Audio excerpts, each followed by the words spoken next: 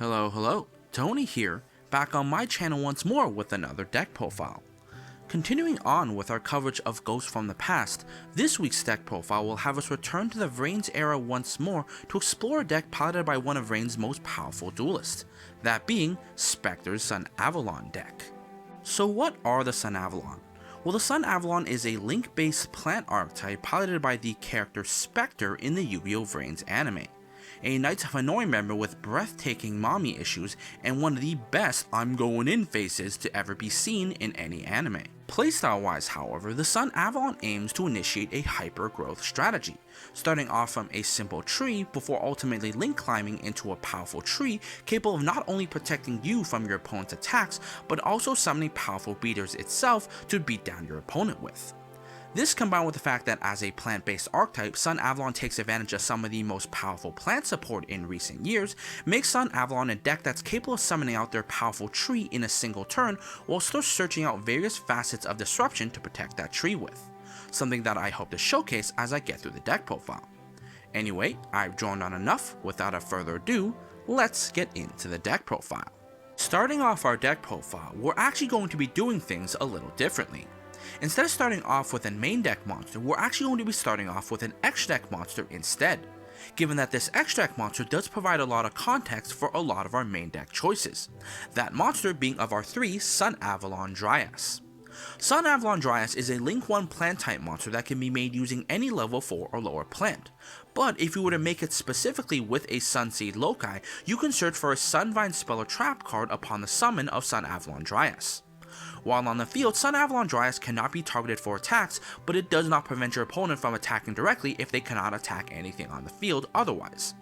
But if you were to take damage once per turn, you could regain that damage back in life and then special summon one Sunvine monster directly from your X deck onto the field. So when evaluating Sunavalon Dryas, there are three things to note. The first is the search effect. Being able to add a card on summon is always a nifty kind of effect, but the fact that most of your Sunvine spell or trap cards are extenders means that making Sunavalon Dryas using a Sunseed Loci guarantees that you have a play to continue on with in building your board. Next up is the protection effect.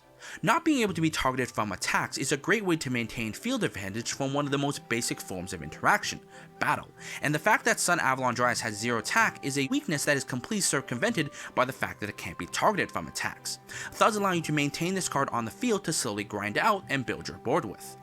This combos especially well with the third effect.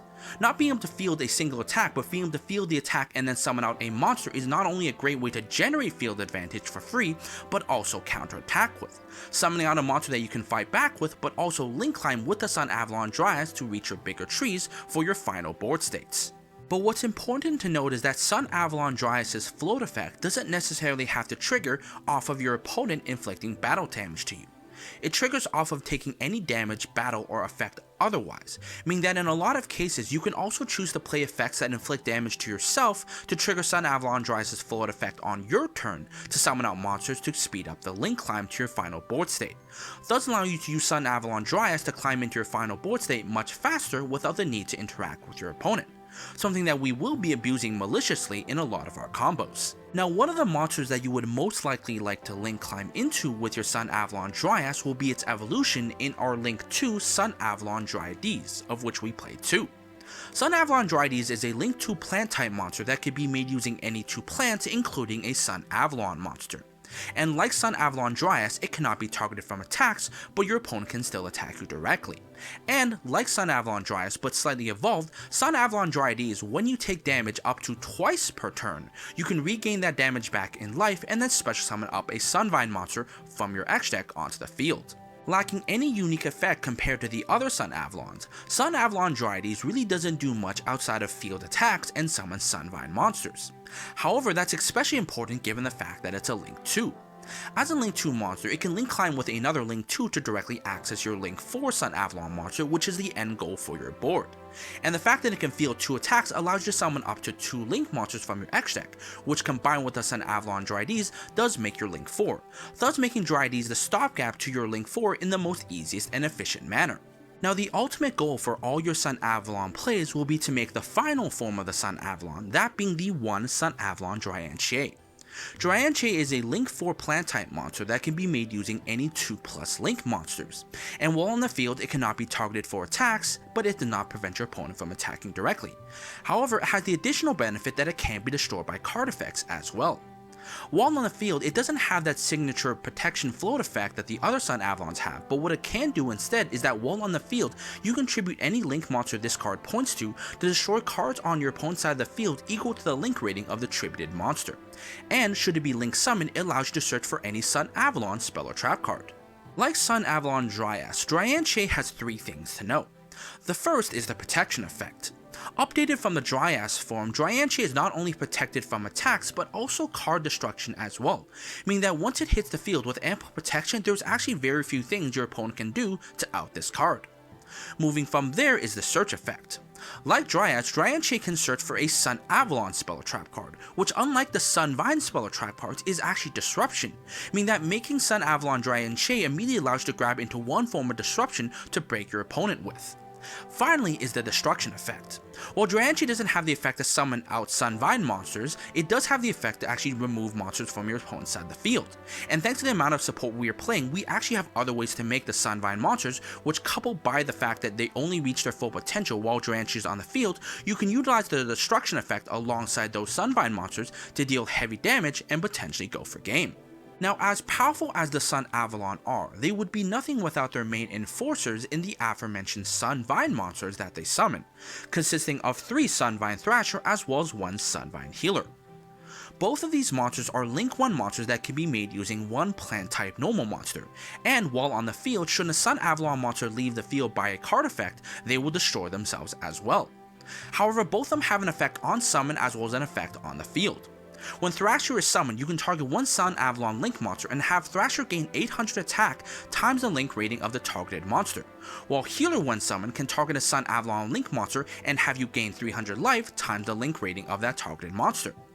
While on the field, should Thrasher run over a monster by battle, you can then summon back that monster onto your side of the field with its effects negated, while Healer here, should one of your Link monsters inflict battle damage, you can gain 600 life. While Sunvine Thrasher and Sunvine Healer are monsters that yes can be summoned off of the float effects of Sun Avalon Dryas or Dragunities, they'll only see their maximum potential in use when they're summoned while you control a Sun Avalon Dragunities. By targeting Dragunities with Thrasher or Healer's effects, Thrasher goes up to a whopping 4000 attack while Healer gains the maximum 1200 life. And while you'll be using Healer more for specific combos well before you reach Dragunities, the main offense of your deck will be your Sunvine Thrasher. Thrasher going up to 4000 attack and then taking monsters it runs over with that 4000 attack is not only a great way to clear your opponent's field, but to also generate field presence to put pressure on your opponent. This combined with Dragunities' effect to destroy cards on your opponent's side of the field is a great way to simplify the board state and deal massive damage to your opponent, potentially even game ending, given that 2 Thrashers is essentially an OTK. This, combined with the fact that you're playing multiple cards to put out plant normal monsters from your deck or graveyard, it's very easy to summon out multiple Thrashers in a single game to just end your opponent out of nowhere. With all the necessary context finally established, we can move on into the main deck, starting off with our 3 Sunseed Genius Loci. Sunseed Genius Loci is a level 1 normal plant type monster that's essential for a majority of your Sun Avalon plays, given that when you link this card into a Sun Avalon Dryas, it does get its search effect off, and as a normal plant type monster, it can be converted into a Thrasher or a Healer for offense or healing. And while this card doesn't have any effects, the fact that it's a level 1 plant and normal monster means that it takes advantage of some of the best support from all 3 classes, giving you various options to not only summon out Sunseed Loci from your deck, but to also reuse it from your graveyard for a number of amazing combos that we will explore in the combo component of this profile. One such support card for our Sunseed Genius Loci will be of our 3 Sunseed Shadow. Sunseed Shadow is a level 1 plant type effect monster which can special summon itself from the hand should you control a plant type normal monster like our Sunseed Genius Loci. Furthermore, while in the graveyard, it can banish itself to target a Link 2 or lower Sun Avalon monster that's linked, and special summon from the extra deck another copy of the targeted monster. For all intents and purposes, Sunseed Shadow is an extender for the Sun Avalon deck. While in the hand, it could special summon itself while you control a Genius Loci, making it very easy to make a Link 2 off of those 2 monsters. And once in the graveyard, should you find a way to get one of your Sunavalon monsters linked, it essentially allows you to create a duplicate of that monster to essentially double the link rating of whatever monster you have, thus allowing you to convert a link 2 Sunavalon monster into a link 4 like Dryanshe, or to convert a link 1 like Dryas into a link 2 for other plays as well, giving you a number of different options not only in hand or graveyard to essentially combo off with into your Dryanshe for that final end board. Moving on from there, we have the last Sunseed monster in our one Sunseed Twin. Sunseed Twin is a level 2 plant type monster which, when normal or special summoned, should you control a Sunavalon monster, allows you to target one plant type normal monster in your graveyard and summon it back from the graveyard. Furthermore, like Shadow, in the graveyard, Sunseed Twin has an effect to banish itself from the graveyard, to then also banish a link monster you control, and should you have 2 Sunavalon link monsters in the graveyard of the same name, summon one back from the graveyard. Like Sunseed Shadow, Sunseed Twin is meant to be an extender for the Sunavalon deck. Unlike Shadow, however, Twin trades in some of the versatility that Shadow would provide for a higher potential ceiling. With no effect to special summon itself from the hand like Sunseed Shadow would, you're going to have to rely on outside support to put Twin onto the field while you control a Sunavalon monster to get the revival effect off. And while the graveyard effect would allow you to recur Sunavalon monsters from the graveyard, it does require that you have 2 named Sunavalon monsters in the graveyard of the same name, as well as a link monster you want to give up to get the play off, meaning that in most cases you won't be using Twin in a general sense but more in a specific sense to be searched into once you have ample setup, thus our reasoning for only playing one. Moving on from there to outside support, we start off with the one Rikka Petal. Rikka Petal is a level 1 plant type monster with 2 notable effects. While on the field during your main phase, you can add any Rikka monster from your deck to the hand, and during your opponent's end phase, should Rikka Petal be in your graveyard and all the monsters you control are either none or plant type monsters, you can special Petal back from the graveyard. Now, relative to the Sunavalon strategy, Rikka Petal has a few synergistic uses. Starting off with its base characteristics, as a level 1 plant type monster, Rikka Petal can at any point be always converted into a Sunavalon Dryas to begin your plays with. Moving on to its on-field effect, being able to search for any Rikka monster can be extremely beneficial, especially since all the Rikka monsters that we currently play in this deck are extenders that allow you to continue building your board full of disruptions. Finally, moving on to the graveyard effect. Being able to come back on your opponent's end phase should you only control plants or control no monsters, which are 2 of the most likely cases for this deck, means that at the start of your turn you will always have a level 1 plant that can be converted into a Sunavalon Dryas to begin your plays with. This, combined with Rikka Petal's search effect, means that not only will you have the Sunavalon Dryas to begin your plays with, but also an extender to then build a bigger board with should your opponent have already broken one. Speaking of the other Rikkas, we're playing the one Snowdrop the Rikka Fairy alongside the one Mudan the Rikka Fairy as targets for our Rikka Petal search effect. Both these monsters can special summon themselves from the hand by tributing one plant monster you control, and upon special summoning themselves they apply different benefits. Mudan here, upon being normal special summon, allows you to add any Rikka spell or trap card from your deck to the hand, while Snowdrop here, in the process of special summoning herself, special summons one other plant from your hand to the field as well. Furthermore, Snowdrop here has an additional effect where she can target any plant monster with a level, and then convert the levels of every other plant on the field to the same level as the targeted monster. Now, relative to the overall Sunavalon strategy, Rikka Snowdrop and Rikka Mudan both serve pivotal components in a powerful combo that can end on our link for Dryanshe as well as 3 forms of disruption. Starting off with our Snowdrop here being the more playable of the 3, Snowdrop's effect to special summon herself by tributing a plant monster not only frees up link zones that may otherwise be clogged, but also allows you to special summon a plant from your hand with its effects unnegated, being a nice way to special summon things like your Twin out of your hand for extension that way. Furthermore, her effect to target any plant and convert the levels of all plants on the field to that level not only allows you to make rank 8 plays by targeting Snowdrop, but by targeting a level 4 or lower plant, you can turn every plant on the field to be viable options to be converted into a Sunavalon Dryas as well, being useful in fluid combos that way furthermore. Mudan, on the other hand, has a more simple purpose. First off, it's important to know that Mudan's effect triggers whenever she's normal or special summoned, meaning that if she's special summoned also off of Snowdrop's effect, she will also trigger. But her purpose is only to search into your Rikka sheet, being an additional form of disruption that you can search into to end your board with to mess your opponent around with a little more. Now, with all the plants that we're playing, you'd probably guess that we are indeed playing 3 Lonefire Blossom as well. Lonefire Blossom can tribute any plant, including itself on the field, to special summon any plant from your deck onto the field. This not only allows you to special summon things like your Rikka Petal or something like your Rikka Mudan to get their effects off, but you can also obviously special summon out your Sunseed Genius Loci to begin your plays with, essentially acting as any other plant that you may need in any situation to begin or build your board with. Moving on to the non-plant support, we start off with our 3 Formund Skipper.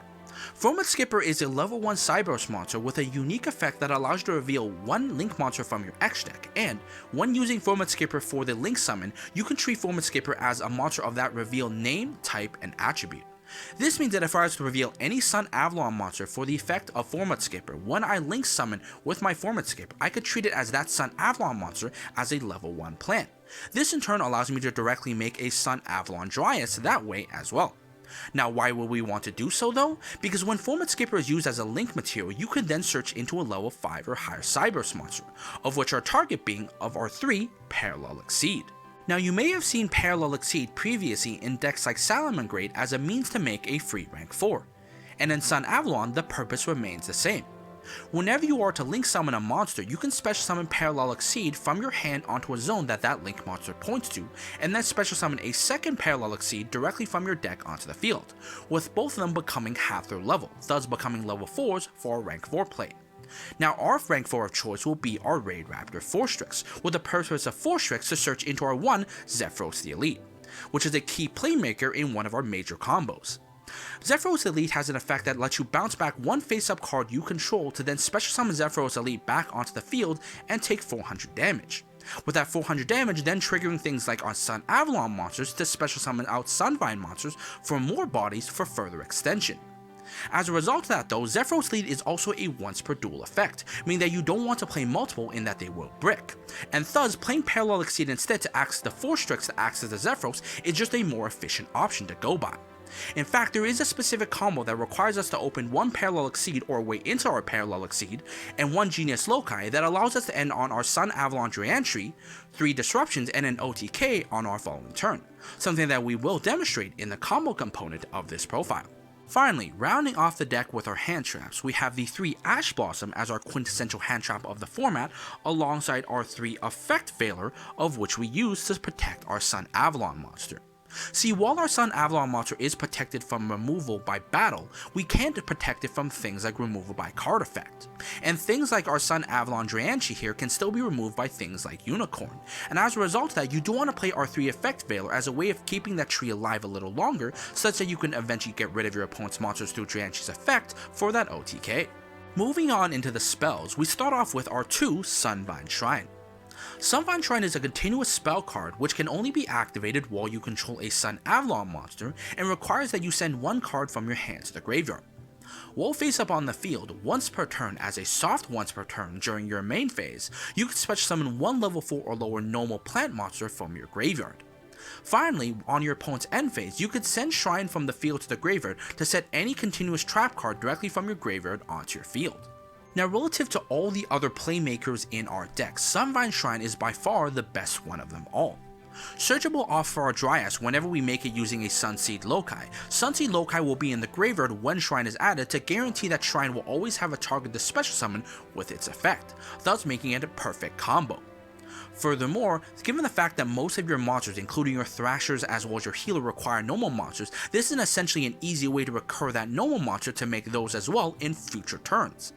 This is especially decent in the fact that this effect is a soft once per turn, meaning that you can activate it on every turn, but multiple copies can be activated to special summon back normal monsters multiple times. And the benefit with that is especially combined with the fact that since you could send a Zephyros to activate the Shrine and then bounce back the Shrine with your Zephyros effect, you could effectively use the same Shrine twice in 1 turn off of Zephyros' effect alone. This, combined with the fact that Shrine can also set a continuous trap, something that will become relevant when we reveal our trap cards, makes this card a fantastic extender and a fantastic board maker for a lot of our huge combos. Moving on to the remainder of our spells, we're playing a number of consistency spells designed to help us get into our Genius Loci as soon as possible, alongside other monsters that we may need. Starting off, we have our 3 Unexpected Dai as a way to special summon out our Genius Loci directly from the deck when we control no monsters, thus saving our normal summon. We have the 2 Painful Choice as a way not only to add Genius Loci, but to also dump Genius Loci into the graveyard to be revived. We have the 3 Where Arf Thou, which can be activated to search into our Genius Loci while we control a level 1 monster, or to activate it while we control a Genius Loci to then search into something like a Shadow for extension, with the end phase burn triggering things like our Sunavalon monsters to float as well. We have the 1 for 1 as a way to special summon out any level 1 monster, including our Genius Loci, but also something like our Formund Skipper as well as the 1 Foolish Barrel to dump a Genius Loci from our deck to the graveyard like Painful Decision here, but to also dump things like Zephyros the Elite to the graveyard to combo off that way as well. Moving on into the traps, we start off with the most important trap in our deck in the 1 Sunavalon Bloom. Sunavalon Bloom is a continuous trap which, when activated, should you control a Link 4 Sunavalon monster, you can negate the effects of all monsters your opponent controls. Furthermore, while face up on the field, should one of your Sunavalon monsters battle, you can have it gain the attack of all other monsters it points to. Searchable off of your Sunavalon Dragunities, Sunavalon Bloom is a very powerful card. While the field-wide negate is obviously nothing to laugh at, the most important effect of this card is actually its second effect. Allowing your Sunavalon monsters that gain the attack of everything it points to is especially powerful combined with something like Dragunities, which when pointing to Thrashers essentially gains the attack of every Thrasher that you have pointing to it, which upwards of 2 Thrashers makes Sunavalon Dragunities a 8,000 attack beater that allows you to go on the offensive with, which combined with the destruction effect of Dragunities and the actual stealing effects of the Thrashers can easily clear your field and have the Dragunities alone go in for game onto your opponent. Finally, rounding off the main deck, we have the 1 Rikka Petal. Rikka Petal, searchable off of Mudan, can be activated by tributing a plant type monster, optionally. If you don't tribute the plant type monster, all this card will do is target one of your opponent's monsters and prevent it from activating its effects. However, if you were to actually tribute one of your plant monsters, you can then take control of that monster until the end phase and treat it as a plant. Now there's a few uses for this card. Obviously, you can use it on your opponent's turn as a way to stop one of your opponent's monster effects from activating, but you can also use it on your turn as a way of trading in one of your weaker Sunvine monsters to take one of your opponent's stronger monsters to beat down with it as well. Moving back into the X deck to finish what's left, we start off with the 1 Aromaseraphy Jasmine. Aromaseraphy Jasmine is a Link 2 plant type monster that can be made using any 2 plants. While on the field, should your life points be higher than your opponent's, Aromaseraphy Jasmine cannot be destroyed by battle. Furthermore, once per turn as a hard once per turn, you could tribute 1 monster Aromaseraphy Jasmine points to special summon 1 plant directly from your deck. Furthermore, once per turn as a soft once per turn, should you gain life, you can also add 1 plant directly from your deck to your hand. Now for most decks that play plants, Aromaseraphy Jasmine is primarily used for its Lonefire-like effect, tributing monsters it points to summon out pivotal plants to continue combos with. In Sunavalon, that purpose is equivalently used. You'll be trading off monsters that are dead like your Sunavalons or your Sunvine monsters to summon out plants from your deck like Rikka Petal or your Sunseed Twin to continue your combos with. However, on top of that, you also have additional synergy with the fact that you can trigger its search effect. Thanks to the fact that your Sunavalon cards and your Sunvine healer do allow you to gain life, it is actually quite possible to trigger up that heal effect on your turn to then search for additional plant monsters, which combined with what you summon can lead to some very powerful combos that we will explore very shortly. Rounding off the Link monsters, we have the 1 Predaplant Verte Anaconda. Now, when you usually see Predaplant Verte Anaconda, it usually implies the use of some fusion engine to summon something out like Dragoons. But knowing our main deck, you know we're not playing that. So what's its purpose in Sunavalon? Well, Verte Anaconda's purpose in Sunavalon is to use as a Link 2 plant monster that you can make using any 2 effect monster. In a majority of our combos, especially combos that abuse Zephyros or Parrallel ExCeed, you tend to end up with monsters that aren't plants that you need to convert into a Link 2 to eventually make your Dragunities. But in a lot of situations, you're already locked into plants. And as a result of that, Verte Anaconda serves as the easy Link 2 that you can make using those monsters that aren't plants to produce a plant Link 2 that you can then link to your Dragunities, acting as a stepping stone but an important one for one of your bigger end boards. Finally, rounding off the extra deck with the ExCeeds, we have the 1 Raid Raptor Force Strix to search into our Zephyros. If we're somehow locked into plants at that point and can't make this Force Strix, we can instead make the Rikka Queen Strenna, which when tributed off of something like our Aromaseraphy Jasmine, allows us to summon out a plant ExCeeds from our extra deck using it as material, of which we're playing the 1 Teardrop the Rikka Queen. Teardrop the Rikka Queen is a rank 8 ExCeeds monster that can be made using any 2 plants, so you can make it hard off of our Snowdrop play. However, it can also be summoned off of our Strenna. While on the field, as an ignition effect, you can detach 1 material from this card and then target one of your opponent's monsters and tribute it. However, should you have a plant monster underneath that as ExCeeds material, this effect becomes a quick effect, thus allowing you to use it as disruption on your opponent's turn. What makes this extra nice is that each time a monster will be tributed on either player's turn, Teardrop here gains 200 attack until the end phase. Now it's at this point that we reach the combo component of the deck profile. Now for the sake of saving time, instead of doing test hands, what I'm going to be introducing instead is a 2-card combo that ends on a Sunavalon Dragunities, a Teardrop the Rikka Queen, a Sunavalon Bloom, a Rikka Sheet, and an OTK on the following turn. And all this combo requires is that I open one way into a Sunseed Genius Loci, as well as a way into our Parrallel ExCeed. Anyway, the deck is ready, the cards are shuffled, let us begin. Now, as I had mentioned previously, this combo is going to require that I open any way into a Sunseed Genius Loci as well as any way into a Parrallel ExCeed, and will end on one Sunavalon Dragunities, 2 traps, a Teardrop the Rikka Queen, and a guaranteed OTK on our following turn. Starting off, the way that this combo is going to work is I'm going to normal summon the Sunseed Genius Loci, or find a way to get it onto the field, and then link it away to summon out our Sunavalon Dragunities. Since Sunavalon Dragunities was made using a Sunseed Genius Loci, I will activate its effect to search for a Sunvine spell or trap card, and then chain the effect of Parrallel ExCeed, summoning it to the zone that Sunavalon Dragunities points to. Sunavalon Dragunities will then resolve, allowing me to add the shrine. Parrallel ExCeed will then summon and resolve, and then special summon a second Parrallel ExCeed onto the field, with both of them now being level 4. From there, I'm then going to overlay both of our Parrallel ExCeed to summon out our Raid Raptor Forstrix, of which I will then detach a material from that Forstrix to search into our Zephyros the Elite. Then I'm going to activate the Sunvine Shine, discarding the Zephyros to activate it, and then use Sunvine Shine's effect to bring back the Genius Loci onto the field. Then, with the Zephyros now in our graveyard, we're going to activate Zephyros' effect to bounce back the Sunvine Shrine, special summoning it to the field and then taking 400 damage, which will trigger out the effect of our Sunavalon Dragunities to special summon out a Sunvine monster from the X deck and regain that life, of which we will summon one Thrasher. Now the attack of Thrasher won't matter because we're then going to link away the Thrasher and the Sunavalon Dragunities to summon out our link to Aromaseraphie Jasmine. From there, we're going to activate the effect Aromaseraphie Jasmine, tributing the Forstrix on our field to summon out a Rikka Petal from our deck, and then activating Rikka Petal's effect to add a Snowdrop from our deck to our hand.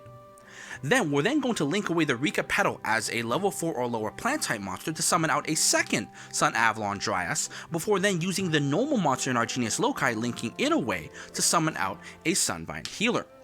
Sunvine Healer will then trigger, targeting my Sunavalon Dragunities to gain 300 life, which will then trigger Aromaseraphie Jasmine search effect, which we'll use to add our Mudan to our hand. From there, we're then going to activate Snowdrop's effect, tributing the Sunvine Healer in the field to special summon it and Mudan, with Mudan now triggering, allowing me to add my Rikka Sheet. I'm then going to activate Snowdrop's effect, targeting itself to turn Mudan and it to level 8, before then overlaying both of them to summon out our Teardrop. Finally, I'm then going to link away the Zephyros and the Sunavalon Dragunities to summon out our Vertier Anaconda, which I'll then link away with the Aromaseraphie Jasmine to summon out our Sunavalon Dragunities. Dragunities will then trigger on summon, allowing us to grab our Sunavalon Bloom. I'll then set both cards and then pass my turn to my opponent. Now let's do a quick head count once more. As promised, I did end up with a Sunavalon Dragunities as well as a Teardrop the Rikka Queen, conveniently with the Dragunities pointing to it. This is something that will be relevant. From there, we also have the Rikka Sheet as a way of stopping one of our opponents from activating their monster effects, or if it gets too crazy, we're going to activate the Sunavalon Bloom for a field negate as well. And thanks to the fact that we have plant ExCeed materials under our Rikka Teardrop Queen, we can use its effect as a quick effect to get rid of one of our opponent's monsters on their turn. But you also notice that I did promise an OTK, so how will this be possible? Well, this is how it's going to work.